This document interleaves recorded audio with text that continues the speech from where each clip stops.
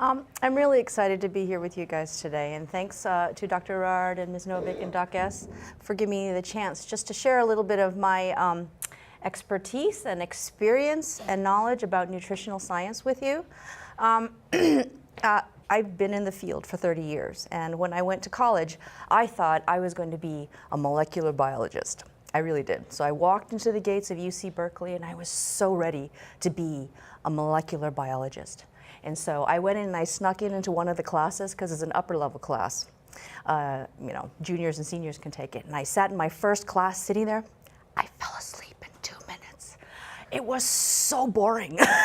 I'm like, I'm sunk. I don't know what I'm going to do, And so I went through my courses as everybody does, the intro classes. And I happened to take Introduction to Nutritional Science. Actually, at that time, taught by a world-renowned nutritional scientist. He was actually a medical doctor as well, Dr. George Briggs. I didn't realize how famous he was until after the class, of course. But fascinated by the class, absolutely loved it. Declared nutrition as my major in my sophomore year. I applied and I actually got in. And I've been in nutrition ever since. And so if you look at my name and all the little letters after it, you guys are going to have little letters after your names too, after you finish college and grad school. But I have a master's in public health, and so that looks after the public health and welfare of populations in the US or globally.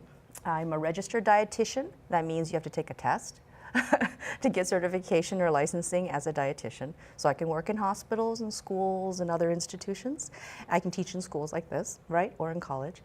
And my DrPH is a doctorate in public health. And I have my doctorate from the Harvard School of Public Health in nutrition epidemiology.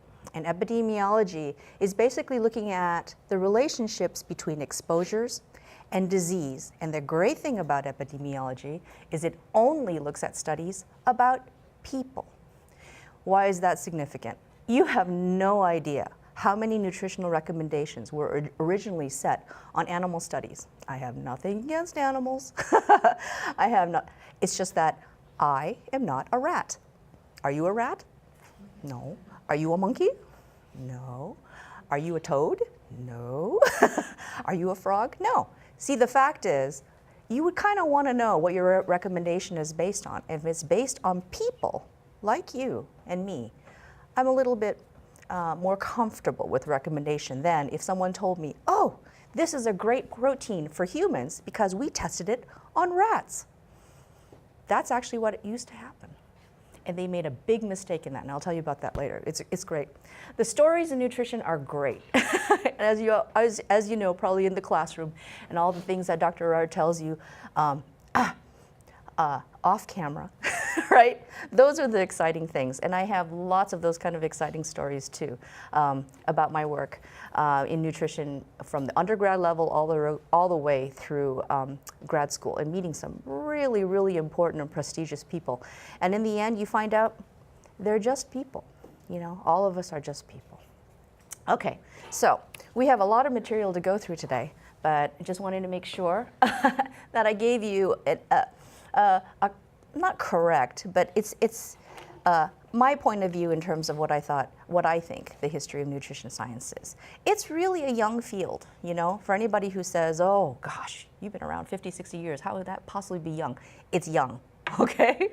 Because nutrition actually, if you look back, it really goes way far back, 1700s, 1600s, 1700s, or whatever. People would even go back to like 563 BCE, during the Greek and Roman period, because they noticed things, right? Nutrient deficiencies are the easiest things to identify, right? You don't do something and someone gets sick. I wonder if there's a relationship, right? It's very, very logical to think these things. And I mean, that's part of the science of it, which is what makes it so exciting, okay? I went to UC Berkeley, and didn't know that this was a place that gave birth to so much of the research in the basics of nutritional science, Berkeley was the place where they had the first metabolic lab, where you put people in these pods, or you put the oxygen masks on them, you put them on treadmills, and you're sitting there measuring their heart rates and their VO2 max and all these things. Berkeley was the place that helped NASA design the food that goes up into space, right? They were also the ones who helped the military pack the MREs, meals ready to eat. I don't know if you guys have actually seen those things. They're amazing packages, you know, that fit like this, and it's enough to sustain a 70 kilogram man for 3 days. 3 days, it's just a little tiny thing, right? And so we've done some really, really cool work at Berkeley, and a lot of the people who were there, Dr. Kenneth Carpenter, who unfortunately was not teaching when I was there, but I think he was still around, because these people last forever. He passed away in 2016 at the age of 93, but has written some incredible things, books, as well as journal articles. This one was in the Journal of Nutrition. If you're really interested in nutrition, please read up on it. It's up there on the web. You can find this, I mean, easily. And he was invited by the Journal of Nutrition to write a 4-part series on what he believes is kind of the history of nutritional science in the United States, and partially globally, but mostly the United States. And so just highly recommend his writings. He's a good writer. And that's something to communicate to all of you who love the sciences as I did, right? But writing is so important. If you can't communicate your ideas, you're not going to get published, and no one's going to know you did it, okay? And if you said it poorly, no one's going to really give you a lot of credit for it either. And so as much as you should love the sciences and devote your time to it, also spend time learning how to communicate well, written, okay?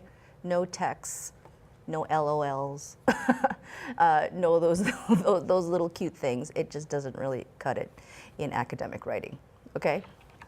So that's where you can practice on your IAs and all your lab write-ups for Ms. Novick and Dr. Rard and things like that. It's important because what you learn now will carry on through college, definitely. And after college, through your research careers as well, okay? The people who write do well. The people who don't write, you don't see them, right? Or they're back in the lab doing their work and somebody else is writing it, all right? Okay, so career sciences, career opportunities in nutrition science. You think about, what is nutritional science, you know? It was for us back in Berkeley those days. We were back in the kind of the back room of the kitchens, right, behind home economics. That's where they put us all the time. Okay, that's where nutrition science usually was put. It was just one of those tack-on things that the medical doctors and the nurses and the dentists and the animal researchers and stuff kind of tacked on if they had nothing else to do, right? And for us, it was kind of, you know, home economics, you know, the pretty girls who are learning how to cook and bake and sew and do all these things. Those things are super important, and we took all those things away. I hope the trend is going in the direction where it comes back, because those are skills that we actually really, really need.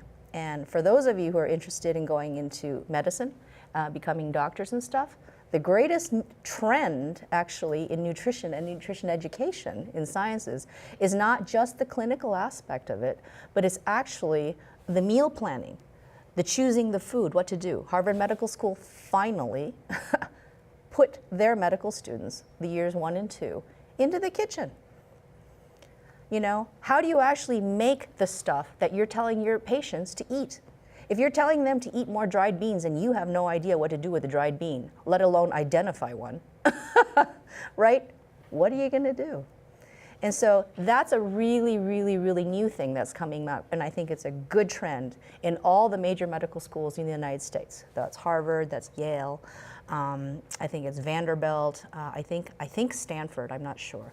But I mean, all the premier medical schools are realizing how important it is for you to know what to eat, you have to choose what you eat, and then how to prepare it, okay? And then, you know, in a form that's edible, okay? All right, nutrition is an applied science. It's not a basic science. You have to apply it to something, okay? And so I think that's one of the beauties of it. You know, I mean, the importance of the basic sciences that you're learning right now, biology, chemistry, physics, these are the basic sciences. These are the core things that you need to know in terms of knowledge in order to apply it to something, okay? But from this, from nutritional science, you can actually do a lot. And I mean, there is so much that it's related to, right? Clinical dietetics, those are the dietitians in the hospitals, the white dresses and the little buns in the hair with the masks. That's what I used to look like. It was not fun. The food, nutrition and management, food service, Caesar's Kitchen. You know, I worked as the nutrition consultant at Harvard Dining Services, where we would serve 15,000 breakfasts every morning, okay? 25,000 lunches, right? 30,000 dinners for the entire campus and its faculty as well as visitors, right? It's exciting and it's hard to do. You will never look at soup again when you see it in a vat like this. It's taller than me. I could actually get it in. It's like a giant ofuro. It's like this big, and it feeds like 400 or 500 people. It's amazing, the quantities of food that we prepare fresh every morning starting at 4 a.m. So I was in the kitchens at 4 a.m. with them.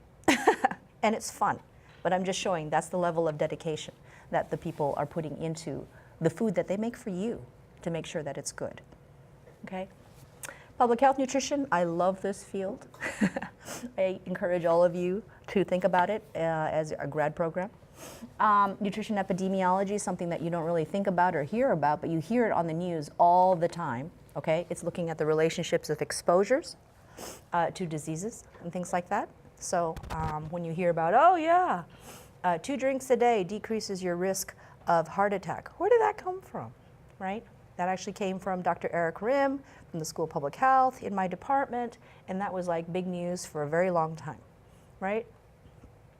There's education and research, there's private consulting practices, you know, basically every MD, RN, a DDS is dentist, naturopathic doctor is a new designation, and a lot of them are coming out now, NDs. All of them had to take nutrition for at least 2 weeks, if not longer. In part of their graduate education, right? Then it's in business and industry. Food science, food service is a really, really big field, and is in the media. And a lot of the work that nutritionists do with media is just to help them understand the science behind it, but then able to communicate it responsibly, okay? And an example of that today is all the big controversy about coconut oil. Have you read about that? Did you read all the controversy about coconut oil and how basically, I think the coconut, what is it, the Minister of Health or Commerce or something in India wants that author to retract what she says because she has vilified coconut oil to like the extreme. And that's a shame that she has done that. I actually know her. She was my TA when I was a grad student at Harvard. And this is the second time that she's had controversy in the media because she said something very extreme. And so you have to be really, really careful with your words, right? When it comes to food, especially food, right? There is no taboo food. Nothing is poisonous in that sense, you know? So you have to be, you just have to understand your responsibility in communicating information accurately, but fairly as well. Because let me tell you, this is an exciting field because whenever anything is released in the media about, you know, what's good and what's bad about food, those words alone, right, polarize you. Bad? Is there such a thing as bad food? Is there such a thing as good food? Bad not as in rotten, okay, or spoiled, but in terms of bad for your health, right? And so all those nuances are things that you have to understand. And again, you know, your mastery of written academic English is very, very important in that sense. So that's something you have to work on. All right, can you, I challenge you, just right now, can you think of one field that is not related to nutrition? It's amazing how many things are connected to the field of nutrition. Fact is, one, we're alive. If you're a biological organism on Earth that is alive, you have to eat and drink, period. There's no other way around it.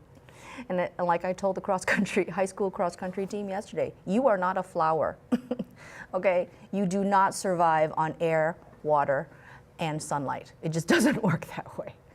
And if you're alive, you must eat. You must eat, period. Okay? So, anyways, I mean, this is kind of an abstract, bizarre kind of problem, but I think it's neat. I mean, look at all the connections to nutrition. And a lot of it is connected to nutrition because it's connected to people. That's us, right? And we are the common factor in all these fields, right? All right, so I thought I would go over some of the background in terms of like all these guidelines that are set.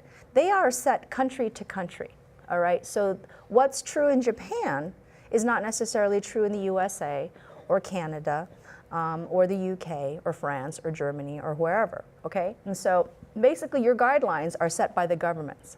But there are some global standards that we all adhere to, and that's part of the WHO, the World Health Organization. You guys have all heard about that, right?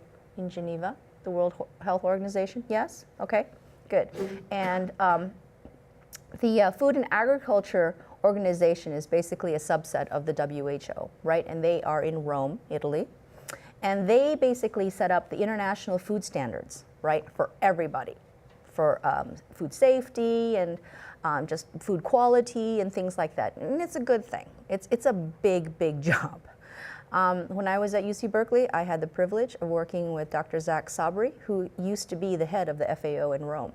And so we got an amazing global perspective of how nutrition is viewed worldwide, not just in the US, right? Because all of us can kind of get a little bit myopic in terms of our view, right, of the world. If you know it's just Japan, or it's just Canada, or it's just the US, right? I mean, this covers all of us, and that's kind of a nice thing. So to get the global perspective from the FAO or the WHO in terms of health is a good thing, and then you bring it back to your country. I'm going to give you basically the US perspective on nutrition guidelines because that's where I trained, that's where I was from, and that's where I'm licensed to practice. Okay?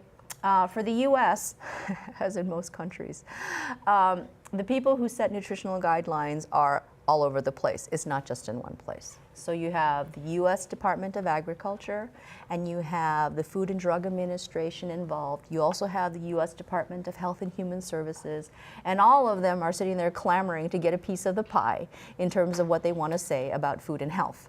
Okay? It's complicated, and for me to say that it's simple is just, it's a joke. And it's that way usually in every country, just because nutrition is such a highly economic and politicized topic, right? What do you do? I mean, look what's going on between the US and the rest of the world, you know, sanctions, tariffs, all these things. You can punish people by withholding food. Think about that, right? You can reward people, right, by giving them food.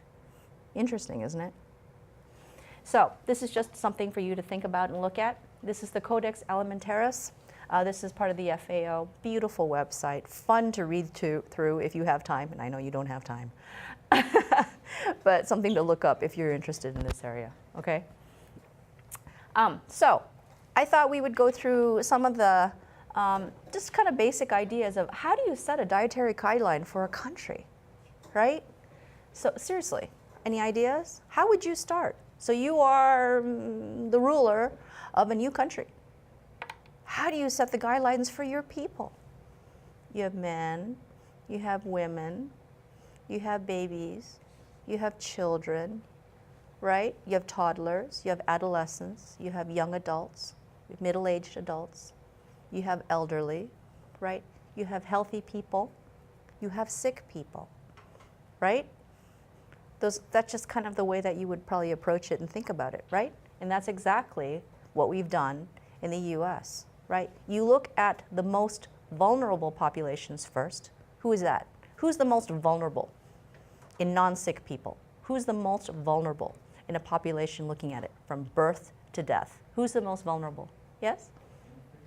Infants, I would think so. You know, baby comes out and you put it down, doesn't move, can't go anywhere, all it does is cry, right? It needs help, right? So yeah, so infants, babies, little children, right? Who else is most vulnerable in your population? I think the elderly too, right? So the very young and the very old, These are people who probably need help, right? Just from the perspective of the most vulnerable populations. That makes sense to you, right? And then you can tackle everybody else. Well, who's the easiest, probably, to make a guideline for in looking at a population from birth to death? How about just the normal, healthy adults? Nothing wrong with them, right? Or at least they look okay. So let's just start with them because they're not sick and they're okay, right? So that's nice and easy, right? And that's kind of where we started. This is one of the first books that I read when I was at Berkeley, and we were required to read this from beginning to end, including the appendices. I know for most of you, when you pick up a book, the first thing you do is go to the chapter that was assigned and you read it, right? My professor at UC Berkeley, Dr. Sabri, he was wonderful. He says, you people don't know how to read a book. Okay, you pick up a book, you look at the title. Okay, because it tells you what the book is about. Then you look at the edition, right?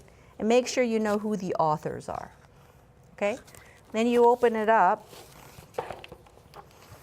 to the page that tells you the copyright page, when it was published. Oh my gosh, is it a new book or is it an old book? This is 1989, that was a long time ago. Right? And then the next thing you do is you look at the contents. What's inside this book? Shouldn't you know before you start reading it? Right? Who's it for? What's it supposed to do? I'm telling you, this was just like revolutionary for me because I've never looking at a book like that before, right? And then after that, he says, go to the appendices. They're put there for a reason, right, for you to look at on your own, but no one's ever going to assign it to you to read. Dr. Gerard Misnovic will never probably assign the appendices for you to read, right? But it's there for you to help you understand what's in the book. And if you ever become, a professor yourself and are publishing and stuff like that, we know that the most important part of a book is the bibliography, because we want to know, where are they getting this information? Who wrote that paper? When was it published, right? Do I know these people? Maybe I can call them, they can give me some data, right? And stuff like that. The bibliography for you guys, I know, is probably like, I have to do the references and the citations again, and it's kind of a pain. That's actually the most important part. You always have to be able to reference where your ideas came from and where you're going to take them, all right? Because there's a lot of stuff that we don't know yet.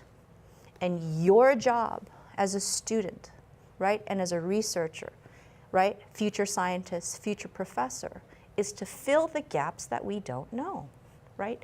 That's how fields expand. That's how we improve. You got to tell us and help us understand what we don't know. Because we do know a lot. And this goes fast, right? Because you just read it and you remember it or whatever. It's harder to know, well, what happens, what about this area that no one said anything about? Well, that's your chance to collect data, do the analysis, and tell us what you think about this gap that exists in your field. That's the exciting part of science. That's your part, and that's the part you get to fill. That's cool, right? That's what a PhD is. That's what a doctorate is. You are supposed to add to the field. You're supposed to add information that nobody else has done before. That's why you're the first author. That's why you're the one who goes out there and say, hey, look, this is what I found. Or this is what I tried to find and didn't find it, and this is why, right? Those are actually just as important. You hear that again and again, probably from Dr. Gerard and Ms. Novick, right? A null result is just as important as a positive result or a negative result, okay? You have to say it, because then at least somebody knows somebody tried it, okay? All right, so all the guidelines in the US, oops, I didn't go through this, okay? The easiest ones is prevent deficiencies. You don't eat this, you noticed, and then you see people getting sick. Those are the first observations, right? Vitamin C and scurvy for the British sailors, that was really easy. They're out to sea, fresh food runs out maybe in the first couple weeks, and then 3 months later, finding their skin kind of hurts and it's cracked, you know? Their gums are starting to bleed, right? Like, ooh, what's going on here? What kind of illness am I getting, right? They didn't know back then, right? But they eventually figured out that it was a vitamin C deficiency. You have about a 3-month storage of vitamin C.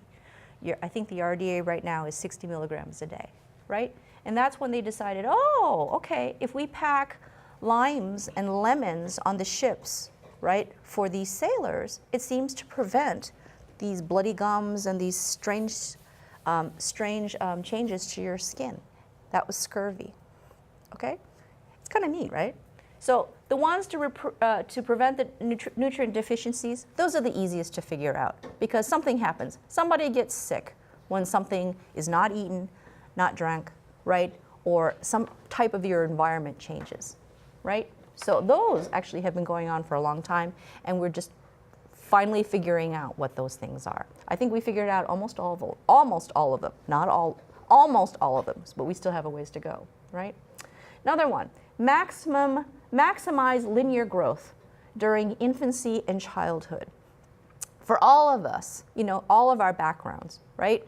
French, American, Japanese, Chinese, Korean, Indonesian, whatever, right? We have found that when you have good access to food, the kids seem taller. Is that true? Right? Back in the early days of America, you know, I went to school in Boston near Harvard and walked along those old cobblestone streets and the doors and stuff. And I walked up to one of the doors and I was thinking, wow, this is neat. The door is like right here, right? I was the height, and I'm short. I'm like 5 feet, okay? I was the height, a little bit, you know, of this door. That was the height of a general grown man back then. They were short, right? But with improvements in nutrition and health and public health and sanitation and hygiene, people got taller. That's just a fact, right? Dr. Erard would have been a giant back then, okay? I was average height. It was amazing for a man, all right? I thought that was amazing, okay? So what you eat does affect what you grow. And so we set the guidelines for babies and toddlers and children, right? Because that is the period of maximum linear growth, all right? What grade are we here? What grades are you guys? All 12? Okay, all 12, so you guys are 17, 18, right? You guys, strangely enough, are still growing, okay? If you're not growing linearly, taller, right, there's still stuff going on inside you, brain and reproductive health. These things are still going on, so you can't sit there and go, oh, I'm gonna go on my 500 calorie, you know, diet cleanse. Please don't do that. Let somebody else do that. Let some other adult do that, but you guys don't do that. Okay, because you need those calories to continue to grow and develop right now. Because if you mess it up now, a lot of people think, oh, I can fix it later. There are some things you can't fix, and that's one of them. Okay, you don't want stunting, you don't want anything happening to reproductive organs at this stage in time, and right before your tests, your IB test, you definitely don't want to mess with your brain. Okay, so you need those calories, you need those nutrients now, every day, several times a day, okay, throughout the year. All right, this is for your health so that you can function and develop at your maximum capacity. Yeah? All right, prevent diet-related diseases in non-institutionalized adults. Basically meaning the non-sick. If you're in the hospital or if you're in the nursing home or in some special institution, you actually are separate from the general population that's not in an institution, okay? And so you saw in your part of the Dr. Erard's class, who saw the open heart surgery, right? There is a big problem of heart disease and diet-related cancers in the entire world. Cancer just overtook heart disease as the leading cause of death and early illness in the world, just recently. That's phenomenal, actually, Didn't think it ever happened. The US, of course, is always leading in coronary heart disease. We're still #1 in the number of people who drop dead from heart attacks and atherosclerosis and all those lovely things related to cardiovascular disease. We're still the worst. But with slow changes in diet and exercise, it's actually, the rates are actually decreasing slowly, little by little, okay? And you can look up the risk factors for those on the web easily, okay? All right, the other part, promote health and active lifestyle for all ages. I'm a nutritionist. I'm a dedicated nutritionist, and this is hard for me to say. But if you had to choose between diet and exercise to prolong your life, which one do you think is more important? Prolong your life, live longer. Which one will help you live longer? Diet or health? Okay, diet, raise your hand. Okay, exercise, raise your hand. It's true, exercise. Lifelong activity and exercise will keep you alive longer, okay? It's not diet. Now here's a trick question, okay? When it comes to losing weight, and obesity is an epidemic, which again I'll show you later, epidemic. In the US, it's I think 35% of adults in the US are obese in some states, and I think the general level is basically 1 in 4. Every 1 in 4 adults in the US is obese. I didn't say overweight. If I said overweight, I think the number goes up to 45%, okay? So, obesity, unfortunately, is a diagnosis that is almost worse than cancer because we are not good at treating it.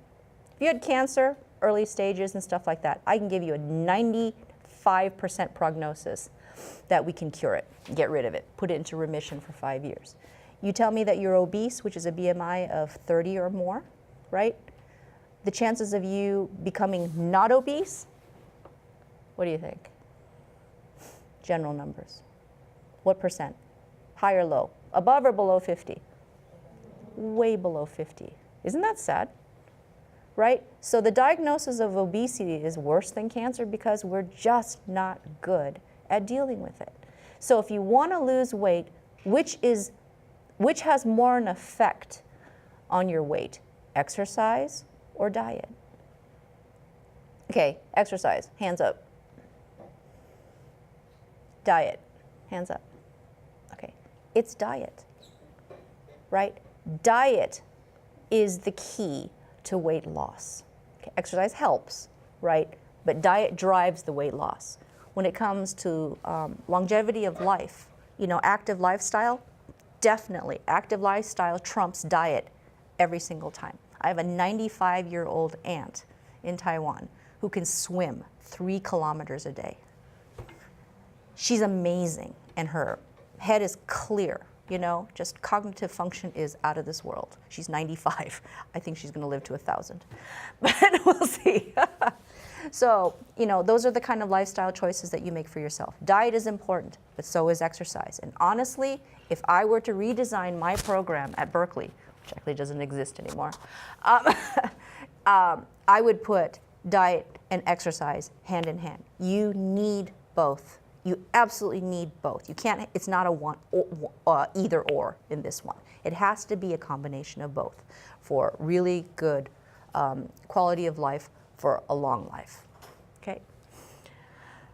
Health and activity for your whole life, especially for people like me who don't like to exercise, it's important, okay? Just getting up and walking, doing your 10,000 steps a day at the very least, okay?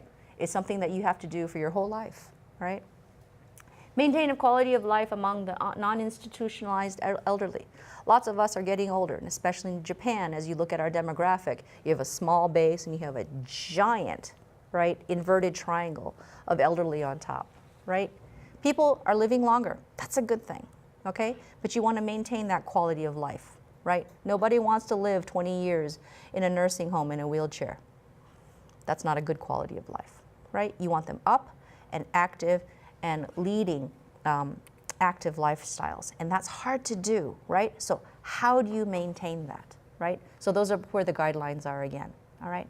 So when I talk about the guidelines, right, that we set in the USA, right, by age, by gender, by activity, right, things like that, it's like, okay, well, what exactly do I want for my population, right?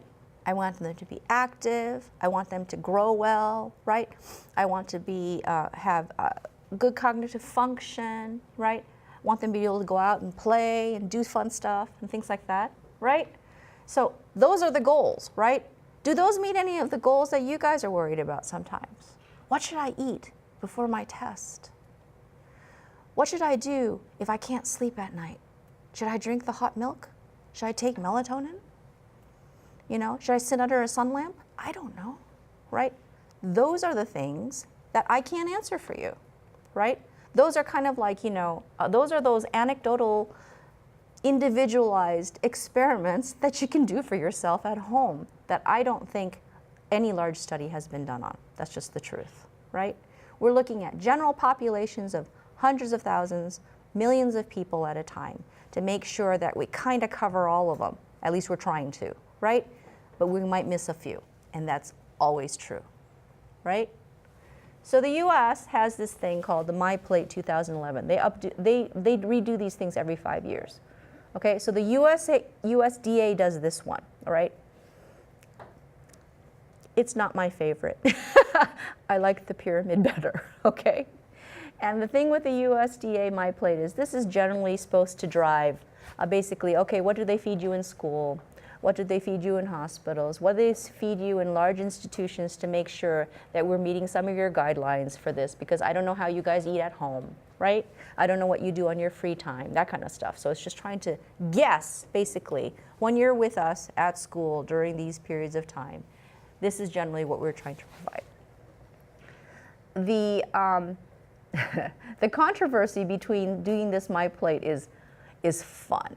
You should listen to these congressional hearings and stuff behind behind closed doors. It's pretty fierce, and the lobbyists, food lobbyists in the U.S. are tremendously powerful. So much so that they can force themselves onto the chart, even though their studies are still based on animal studies. No human epidemiological studies to back them. But they say, we got an animal study on a rat. We looked at it on cows. It's good for you. Really? And they have the political and economic power to force themselves onto a guideline. Okay? That's true for the US.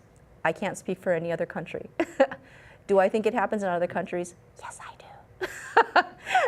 So that's something that you have to take with a grain of salt. So when you sit there and you think for yourself and question, as Dr. Arard and I have spoken before, it's like, is that right?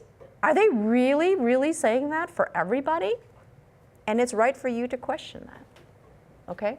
So that's something to keep in mind when you look at this. Same thing for the USDA's My Pyramid. This was back in 2005.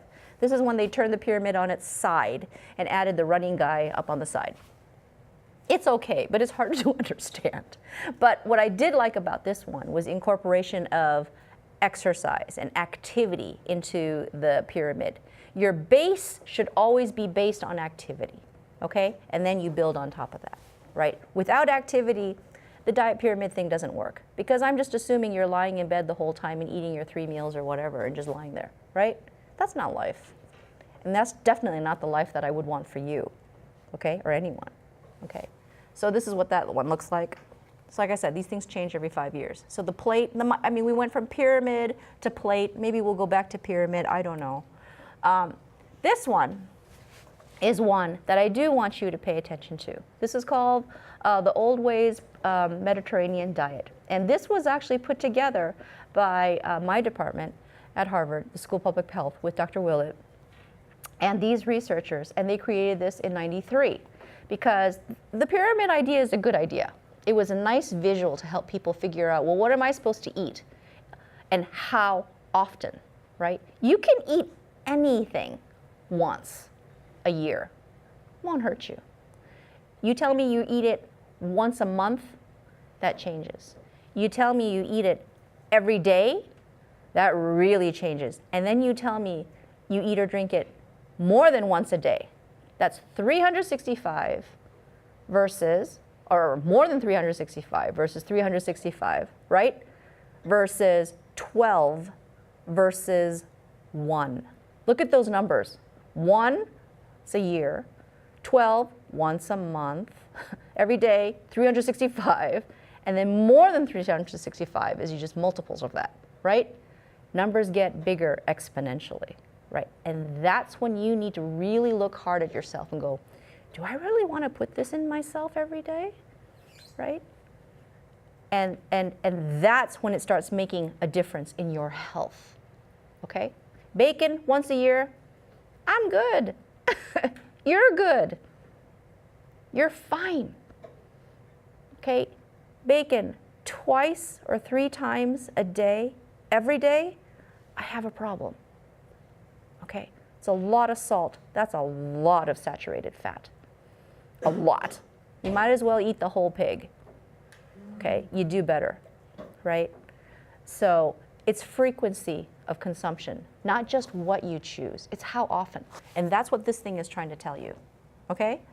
And so here, you see it, you're basing it in activity. We're assuming you are physically active every day, okay? Base most of what you eat, most of the time, fruits and vegetables, and grains, and dried beans, and seeds, and nuts, here, okay? Then, right, your fishes and seafoods. This is a main protein source. We're lucky to be in Japan because we have great access to this in very large quantities that's inexpensive and high quality. We're lucky, okay? And then you move up here. Oh, I'm not supposed to eat chicken, eggs, cheese, and yogurt that much? I was surprised, okay? And then up here, what? Red meat once a month? Sugar's bad? This is not an everyday food, and that may come as a surprise to many people, right? Your steak every day at dinner is not a daily food. It's a once a month food, and that disturbs a lot of people, okay? And then on the side, this doesn't apply to us because we're not 20 or 21 and over, right? Wine is okay to have. Lots of water, it's a good thing, okay? But this generally is the pattern that you want to see in terms of frequency, what you choose, how often you have it, okay? And so those are the main ideas that I want you to take away. Remember, there's no taboo food. Nothing is pure poison, no such thing, okay? But it's how often you have it that will affect your health. You eat like this, you exercise like this, you drink like this, we can guarantee almost a very, very long life, okay? Barring accidents and natural disasters and all that other stuff, okay? So if there's a pyramid you want to look at, I honestly recommend this one, okay? The Mediterranean diet has been proven again and again and again and again in individual studies, in many global cohorts, as well as in a meta-analysis, where you take lots of studies together and you put them all together to see what the trends are. It has held up to be the healthiest diet for longevity and lowering your risk of cardiovascular risk. So cardiovascular, I don't know if you guys have learned this yet in your bio classes, right? Covers everything. That's the heart, that's the pump, and the tubes, the vessels, okay? So this is the best diet to decrease your risk for heart attacks, strokes, atherosclerosis, all those things that affect cardiovascular, okay? Coupled with exercise. It's not just diet, it's that plus exercise. Okay, all right, so now we get into the math. Okay, not my favorite. Is it your favorite? Okay. Honestly, if I could do it again, I would have loved to take statistics when I was in high school. I haven't used my calculus much after college, and honestly, I was not very good at it. But statistics, I liked, and I actually made sense. And I'm telling you, if you go to college and you have to take a math class and statistics is an option, take it. Biostatistics, business statistics, it is totally, totally worth your time to invest in learning this, because it really, really will serve you well, honestly, okay? So you may or may not have covered it. I'm assuming you have. You guys seen the normal Gaussian normal curve, right? This is a very, very special curve, okay? And in biostatistics, like biology, right? So the biosciences, everybody will be using this. So medical school, nursing school, dentistry, anything in the public health, medical sciences, this is the curve you will see, the normal bell-shaped curve. It's an important curve because from it, we derive a lot of our nutrient guidelines, okay? And it makes sense, right? So if this is the middle, the 50% line, right? And this is 1 standard deviation, 2 standard deviations, 3 standard deviations, right? Going both ways, it's symmetrical, right? You look at it and you go, okay, if I set the guideline at the estimated average, half, how much of the population do I cover? How much of the population do I cover if I set the standard here? Half, okay? Is that good enough? Is that good enough? Well, half of you be okay, and half of you, whatever. No, right? I wouldn't want to be on that half. It's like flipping the coin, right? Okay. So we go, okay, well, let's go to 1 standard deviation. Out, 1, and we can cover 68% of the population, right? Good enough?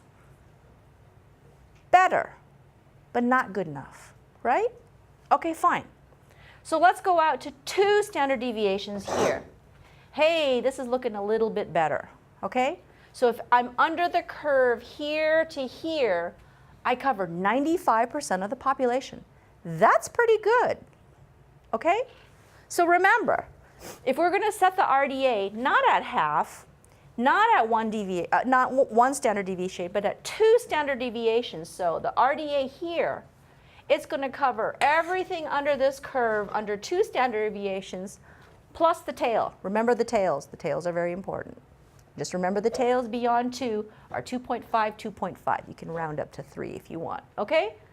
But if you set it here, then I'm covering all of this, remember the tail, and I cover about 97.5 or 98% of the population. That's pretty good, okay? So I'm only missing 2% of the population, right? And who are they? Hal? Elite athletes. Let's look at Michael Phelps, who eats 10 pizzas and 10,000 calories a day. Does this work for him? Probably not, okay? Right? So these are just some of those very, very, very extreme people, okay? Who would be here? Maybe super, super tall people? Maybe bodybuilders? You know? Maybe, I mean, the 2% is you know, it's a significant number in that sense, but I mean, it's not tons and tons of people, but those are special. And so when they look at the RDA, they go, well, but this doesn't cover me. It's like, well, yeah, I knew that. Okay? And so you're going to have to adjust these things for yourself. For you, if you ever feel like, I don't fit anywhere in that graph, and this doesn't apply to you, that's okay, okay? But just know that this may not always apply to you. When would this not apply to you? Real quick. Healthy, non-institutionalized adults 18 and older. When would this not apply to you? When I turn 70 and I am institutionalized in a nursing home. God forbid. When you have major surgery and you're in the hospital for 6 months. Okay? All of a sudden, these guidelines don't apply to you because you're not in that graph anymore. You're institutionalized and you have an illness or disease. Get it? Okay? So that's how you apply it. All right? So here's just another way of looking at it. Number of people, this is the average, right? An average based on really big numbers. All right? Big number, give me a big number. What do you think a big number is in a study? 5,000? Okay, that's good. Another number? 7,000. Okay, for my dissertation, when I wrote my PhD, right, I had 121,000 women followed for 26 years. That's a big study. Yes? Okay, so a lot of the studies that follow people like that, I'm talking big numbers, okay? And so if we're more like them than we are like rats or monkeys, right, or animals, you actually can't compare the two, right? You have some reliability. You have some confidence that what they find probably is applicable to you. We're probably more like them than we're not like them, okay? We may not be exact, but at least we're close, okay? And so that's where these things come from. Estimated average. How much vitamin C do you take a day? Oh, I mean, you know, sometimes I have my orange juice, but sometimes I don't. But today I ate strawberries, you know, and stuff like that. It's an average. It moves. It's not exact. I don't sit there and go 60 milligrams every day. I'm not a pill person. How many of you are pill people? If I could give you a pill every day as instead of food, who would take it?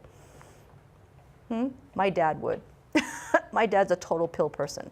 He has no taste buds. He doesn't care what he eats. He just, you know, I just need the nutrients. He's a doctor. He'll take his pill. He does his thing. You know, I'm not like that. I like my food. I want it to taste good. It matters to me. Okay? And so most people, I think, are not pill people, but there are a few. They're over there in the outliers, you know? So we can just give them their pill, right? But for most of us who eat, right, what we choose to eat every day does differ. It's not the same every day, okay? We are not your pet. We don't eat Purina dog chow every day. There is no Purina people chow, okay? Thank goodness. All right, but someday there may be, who knows? All right, so this is the average, right? The RDA is set at 2 standard deviations, so we cover 98%. What is this adequate intake stuff? We actually don't know how much of certain nutrients we're actually supposed to get. So we're just guessing.